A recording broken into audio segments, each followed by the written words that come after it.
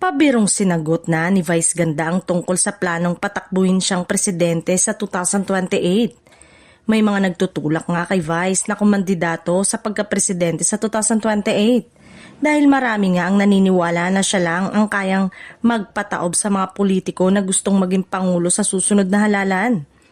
At yun nga, sa pagbabalik ni Ann Curtis sa It's Showtime ay napag-usapan nila ang tungkol doon.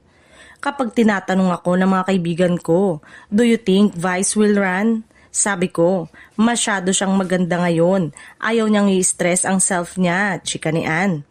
Hindi dahil masyado umano siyang maganda at masaya, hirit ni Vice.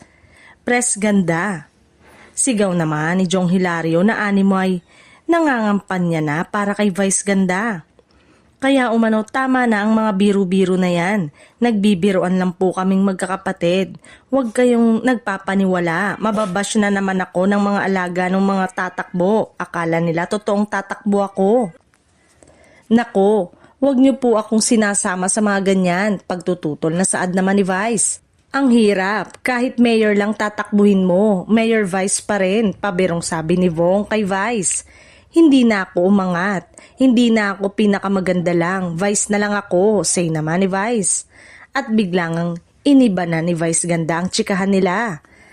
Ang klaro nga na ayaw ni Vice na tumakbong presidente pero malay natin, mabago pa ang ihip ng hangin, magbago pa ang takbo ng isip nito.